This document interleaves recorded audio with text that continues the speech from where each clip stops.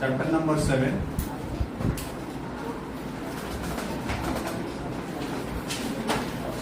7 gravitation. Gravitation वाला जो portion है, ग्रेविटेशन में क्या नई चीज सीखोगे और क्या है, और ये चैप्टर 7 के बाद क्यों है, इन सब चीजों का कनेक्शन है। हर एक चैप्टर का क्लास 11th में एक के बाद एक जो आ रहा है वो एक कनेक्शन है। सेंटर ऑफ मास के बारे में ऑलरेडी हम लोग जान लिया, सेंटर ऑफ मास जान लिया, और मोमेंट ऑफ इनर्शिया जान लिया, एंगुलर मोमेंटम जान लिया। सेंटर ऑफ मास और मोमेंट ऑफ इनर्शिया जो हमने जान लिया है, इसका यहाँ कहाँ यूज है, क्योंकि हमारी सारा ग्रेविटेशन वाला जो पार्ट है वो जुड़ा किससे है, सोलर सिस्टम से। सोलर सिस्टम में आप लोगों को पता है कि यहाँ पर सन है और सन के चारों तरफ क्या है, बहुत सारे प्लैनेट्स। वो प्लैनेट्स में थर्ड नंबर पर अगर तुम देखोगे तो क्या है, अर्थ है। तो यहाँ जो अर्थ हमारी है, अर्थ का अपना क्या, अर्थ बहुत बड़ा साइज है ऑब्जेक्ट का, एक ऐसा ऑब्जेक्ट है जो कि उसका मास वाइज अगर करते हो बात, मास आपको पता है 6 × 10⁻24 kg के आसपास मास होता है, और इसकी जो रेडियस होती है वो 6400 किलोमीटर के बराबर होती है। तो ऑब्जेक्ट का साइज क्या है, बहुत बड़ा है। ऑब्जेक्ट का जब साइज बड़ा होता है और उसके मोशन के बारे में जानना होता है, तो हम लोग क्या जानते हैं, उससे पहले हमें ये जानना पड़ता है कि उसका सेंटर ऑफ मास कहाँ है। कि हम लोग जो मोशन हर पार्टिकल का तो नहीं देख सकते, हर पार्टिकल के मोशन के बारे में इंफॉर्मेशन कलेक्ट करना डिफिकल्ट होता है, तो हमारे लिए क्या जानना जरूरी है, उसका सेंटर ऑफ मास। इसलिए सेंटर ऑफ मास की कहानी हम लोग इससे पहले जान चुके हैं। दूसरी बात करते हैं कि जो अर्थ हमारी ऐसे रिवॉल्व कर रही है इसके चारों तरफ, तो कहीं ना कहीं सर्कुलर मोशन और ये अपनी एक्सिस के अबाउट क्या कर रही है, रोटेट भी कर रही है। तो उसकी रोटेशन की वजह से मोमेंट ऑफ इनर्शिया का भी कॉन्सेप्ट है। तो इसलिए वो सारे जो कॉन्सेप्ट हमने चैप्टर नंबर 7 पढ़े हैं, वो डायरेक्टली इनडायरेक्टली जो है वो हमारे चैप्टर नंबर 7 में कहीं ना कहीं जुड़े होंगे, अगर क्वेश्चन हमारा थोड़ा लेवल क्वेश्चन का थोड़ा बड़ा हुआ, अच्छा क्वेश्चन हुआ, ठीक है। पर इससे पहले इस चैप्टर में क्या क्या और चीजें सीखेंगे ग्रेविटेशन में जानने के लिए सबसे पहले बहुत मतलब इस पे ग्रेविटेशन के बारे में आपको बचपन से सीखते आए कि भाई न्यूटन था, पेड़ के नीचे बैठा था, एप्पल गिर गया, सारी कहानी ग्रेविटी और सब कुछ। पर इससे पहले ये जरूर ये सिर्फ कहानी वो है जो हमें समझाएगी अभी तक कि भैया न्यूटन थे, न्यूटन की वजह से वहां से ग्रेविटेशन वाला पार्ट जो है, ग्रेविटी वाला पार्ट जो है वो वहां से डेवलप हुआ, न्यूटन ने किया। पर न्यूटन से पहले बहुत सारे लोगों ने उस पर काम किया, बहुत सारे लोगों ने काम किया। पर न्यूटन ने, ये कह सकते हो न्यूटन ने उस थ्योरी को बेटर तरीके से प्रेजेंट किया और कुछ पार्ट्स को बेटर बनाया, जिसकी अंडरस्टैंडिंग उसको फिजिकली देख सकते हो, कि उसको फील कर सकते हो। इससे पहले बात करोगे और इनके साइंटिस्ट का कंट्रीब्यूशन ग्रेविटेशन में देखो, आर्यभट्टा का नाम सुना है, आर्यभट्टा ने भी बहुत सारी रिसर्च, बहुत सारा कंट्रीब्यूशन इसमें ग्रेविटेशन में कराया है। एक और नाम था जिनका नाम गैलीलियो है, गैलीलियो ने न्यूटन से पहले बहुत सारी चीजों में कंट्रीब्यूशन किया है। तो उसके कहीं ना कहीं आइडियाज को थोड़ा बेटर तरीके से उसने क्या किया था, प्रेजेंट किया, बेटर वे में प्रेजेंट कर दिया और बेटर थ्योरी थोड़ी इंक्लूड करके दे दी। तो वो न्यूटन का नाम ज्यादा आया, बाकी साइंटिस्ट का नाम क्या हुआ, कम हुआ, क्योंकि उनकी थ्योरी उतनी स्पेसिफाई नहीं हो पाई, पर कॉन्सेप्ट कहीं ना कहीं उससे जुड़ा हुआ था। क्लियर। इसके बाद ग्रेविटेशन, जब ग्रेविटेशन की ये बाकी थ्योरी जो डेवलप हुई, वो धीरे धीरे करके उसने एक फॉर्मूला प्रैक्टिकली इन सब कुछ चीजों को सॉल्व किया। तो जहां से एक और साइंटिस्ट थे जहां से इन्होंने थोड़ा बेटर और किया, वो क्या है, कैपलर्स लॉज होते हैं। कैपलर्स के लॉ जो है वो कितने लॉ हैं, 3 लॉज है। एक क्या है, लॉ ऑफ ऑर्बिट है, एक क्या है, लॉ ऑफ एरिया है, एक है लॉ ऑफ पीरियड। तो इस के कॉन्सेप्ट की वजह से, इसके कॉन्सेप्ट की वजह से हमें ये पता चला कि अर्थ जो है वो सन के चारों तरफ जो रिवॉल्व कर रही है, जो भी अर्थ सन के चारों तरफ रिवॉल्व कर रही है, उसकी शेप, एग्जैक्ट शेप क्या है, पाथ कैसा है। अर्थ का शेप नहीं, उस पाथ का क्या शेप है, कि हमें जनरली क्या समझ में आता है, बचपन से क्या पढ़ते हैं कि यहाँ सन है और अर्थ, इसके अर्थ जो है सन से कुछ डिस्टेंस पे है और वो इस तरीके से इसके चारों तरफ रिवॉल्व कर रही है।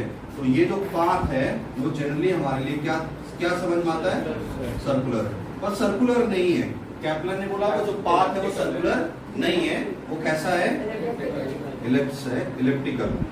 तो इलिप्टिकल पाथ जो है वो है। तो सबसे पहले हमें ये पता होना चाहिए कि इलिप्स की शेप क्या है, इलिप्स क्या है, ये पता होना चाहिए। हालांकि मैथमेटिक्स क्लास 11th में एक पार्ट, एक चैप्टर है कोनिक सेक्शन नाम से, है ना। उस कोनिक सेक्शन में आप पढ़ोगे सर्कल के बारे में, आप पढ़ोगे पैराबोला के बारे में, आप पढ़ोगे हाइपरबोला के नाम से एक पार्ट, और एक है इलिप्स। ये सब मैथमेटिक्स में ऑलरेडी सब कुछ करोगे। तो इन सारी चीजों को एक साथ ना बता के मैं सिर्फ इलिप्स के बारे में बात करेंगे, शेप के बारे में बात करेंगे, जिससे कि हमें केपलर्स लॉ वाला जो पार्ट है वो हमें ज्यादा समझ में आ जाए। ठीक है, तो सबसे पहले लॉ ऑफ ऑर्बिट में क्या है, पहला लॉ जो केपलर्स का है उसके बारे में जानने की कोशिश करते हैं कि केपलर्स लॉ क्या है। केपलर्स लॉ का जो पहला जो पार्ट है वो हमारे लिए क्या है, लॉ ऑफ ऑर्बिट है। तो उस लॉ ऑफ ऑर्बिट में उन्होंने बोला कि जो अर्थ रिवॉल्व होगी या जो पाथ होगा अर्थ का, वो शेप, जिस शेप होगी वो शेप कैसी होगी, इलिप्स होगी। ठीक है, इलिप्स की शेप होगी। और इलिप्स की जो शेप होती है, जो ये वाले पोर्शन होते हैं मैक्सिमम डिस्टेंस वाले, तो इस वाले पोर्शन का नाम होता है, ए और बी मैंने ले लिया, ये जो है वो इलिप्स के लिए एक होती है, ये क्या होती है, मेजर एक्सिस। क्या होती है, मेजर एक्सिस, इस वजह से क्योंकि वो सबसे बड़ी एक्सिस होती है। इस मेजर एक्सिस की जो लेंथ है लिखोगे ए बी इक्वल टू वो क्या है, वो 2a है। इसके बाद ये वाली जो एक्सिस है, जो यहाँ पर डिस्टेंस, जो बीच के डिस्टेंस से देखोगे, ये सी और डी मैंने ले लिया, इसका नाम जो है वो, इस एक्सिस का नाम क्या है, माइनर एक्सिस है। इसकी जो लेंथ होती है वो 2b के बराबर ली जाती है। ठीक है, तो इसका सेंटर कहाँ हुआ इलिप्स का, इस जगह। ये O जो है वो क्या है, O जो है वो क्या है हमारा, सेंटर ऑफ इलिप्स। ठीक ना, अब बोला गया कि जो अर्थ है हमारी वो इलिप्स के पार्ट में इस और इलिप्स के पाथ को फॉलो करते हुए अर्थ मूव करेगी। तो बोला सन कहां सिचुएटेड होगा, बोला इसके दो फोकस पॉइंट होते हैं, या आप बोल सकते हैं इस कर्व का एक सेंटर या फिर इस कर्व का। दो कर्व हैं और दोनों कर्व का अपना अपना क्या होगा, सेंटर होगा। और या उसका बोल सकते हो कि एक ऐसा पॉइंट, मतलब उसको डेफिनेशन में अगर इलिप्स में देखोगे तो डिफरेंट डिफरेंट पार्ट्स मिलेंगे तुम्हें। इन दोनों के इलिप्स के बीच में दो पॉइंट्स ऐसे होते हैं जिनको फोकस बोलते हैं। और F1 एंड F2 जो है वो क्या है, तो फोकस है, तो इसलिए इनको प्लूरल फॉर्म में फोकाई पढ़ देते हैं। F1 और F2 क्या है, फोकाई हो गए। F1 और F2 दो फोकस थे, किसके थे, इलिप्स के। बोला इन दोनों फोकस में से किसी एक फोकस पे सन सिचुएटेड हो। कौन सिचुएटेड होगा, सन सिचुएटेड होगा, किसी भी एक पे।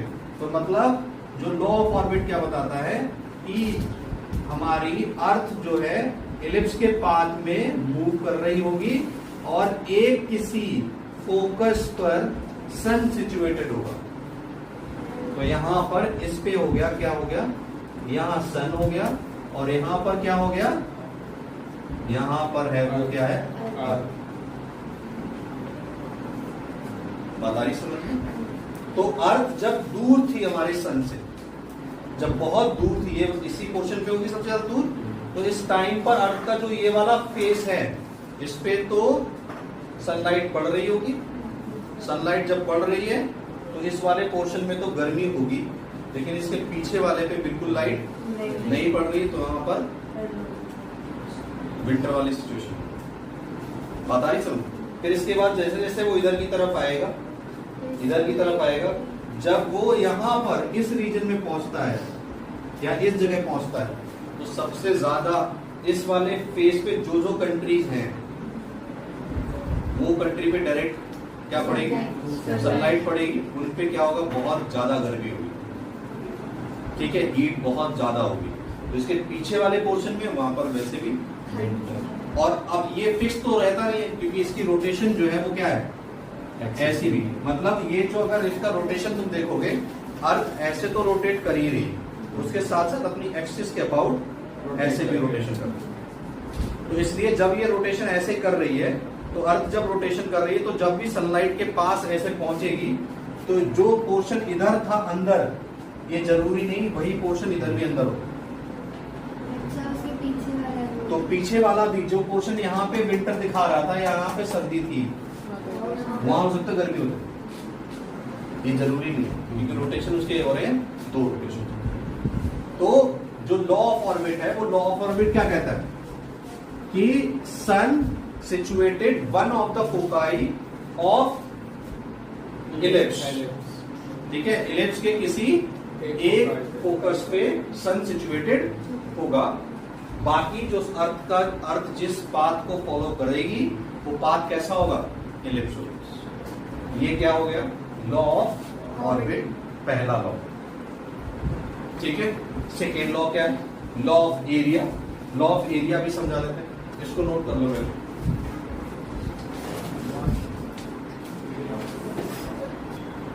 Second law, law of area. Law of area में अगर बात करें, ये तो फर्स्ट लॉ में क्लियर हो चुका है हमारे लिए। क्या क्लियर हो गया कि जो हमारे लिए जो पाथ होगा, अर्थ का जो पाथ होगा वो इलिप्स होगा, और किसी भी एक फोकस पे सन होगा, यहाँ सपोज सन है, या और इस साइड यहां से यहां कहीं, या फिर मैं दो डिफरेंट और पोजीशन ले लेता हूं, ए से बी, ये वाला पोर्शन है, ठीक है। तो from A to B earth travel in time delta T. Delta T time में अर्थ ने कहां से कहां गई, ए से बी किया। So area covered by Earth in delta t time is equals to क्या हो गया, एरिया, ऐसे एरिया भी लिख लेते हैं, area S A B, area S A B area travel किया, ठीक है। इसके बाद एरिया जो है हम लोग सेम टाइम में दो डिफरेंट जगह और देखते हैं। कौन सी दो डिफरेंट जगह, इन पे किसी पे, मैंने सपोज यहां पे अज्यूम कर लिया ये सी और डी था, तब जो एरिया इस सन ने ट्रैवल की वो ये वाला था। Now in time delta T area covered by earth is equals to area, क्या है, area S C D. Delta T time में ये एरिया चली थी, उसी डेल्टा टी टाइम में एरिया ये चली। तो लॉ ऑफ एरिया ये कहता है कि ये जो दोनों एरिया हैं, एस ए बी और एरिया हमारी एस सी डी, ये दोनों एरियाज क्या होंगे, इक्वल। इसी को बोलते हैं क्या, लॉ ऑफ एरिया। यहां एरिया कम लग रही है डिजाइन की वजह से, लेकिन एरिया क्या है, जितना अमाउंट ऑफ एरिया यहां होगा उतना ही अमाउंट ऑफ एरिया यहां होगा, अगर टाइम इंटरवल हमारा सेम है, ठीक है। इसके बाद जो थर्ड लॉ हमारे लिए है, ये है law of orbit. Law of orbit बोलता है कि जो टाइम पीरियड होगा, ठीक है, सॉरी, लॉ ऑफ पीरियड जो है हमारे लिए, लॉ ऑफ पीरियड में क्या है, टाइम पीरियड हमें समझना है। और टाइम पीरियड कैसे समझोगे कि आपकी अर्थ की जो शेप, जिस शेप में वो ट्रैवल कर रही है वो हमारा इलिप्स है। यहाँ पर क्या है, सन है। यहाँ अर्थ ने सपोज चलना स्टार्ट किया था, इस पॉइंट से अर्थ स्टार्ट की थी चलना, यहां से जब चलना स्टार्ट की, वापस इसी टाइम आने में जो टाइम लगता है उसी टाइम को क्या बोलते हैं? Time period. ठीक है, टाइम पीरियड। तो टाइम पीरियड जो है वो टी क्या है? टाइम पीरियड होगा। वो टाइम पीरियड का जो स्क्वायर होगा directly proportional to cube of semi major axis. ये ए क्या है? What is A? A is length of semi major axis. बोला एक रिजल्ट ये लॉ ऑफ पीरियड में आ रहा है। सेमी मेजर एक्सिस का मतलब कौन सा हो गया? यहां से लेकर ये वाली डिस्टेंस या फिर ये वाली डिस्टेंस, टोटल इस जगह से इस जगह तक कितनी थी? अच्छा, मेजर यहां से यहां तक मेजर एक्सिस कितनी थी? 2a। तो सेमी मेजर एक्सिस कौन सी है? या तो ये बोलो या फिर ये वाली। कितनी लेंथ के क्यूब के बराबर, और टाइम पीरियड जो होगा वो इन दोनों की जो वैल्यू होगी, मैग्नीट्यूड जो होगा वो डायरेक्टली प्रोपोर्शनल होंगे। सर इसमें कोई कांस्टेंट आता है? कांस्टेंट आता है, प्रूफ भी होते हैं इनके, इन लॉज के प्रूफ भी, एक्सप्लेनेशन और भी बेटर कर सकते हो, पर अभी स्टेटमेंट वाइज समझ लो, आगे चल के हम लोग प्रूफ भी देखेंगे। ठीक है।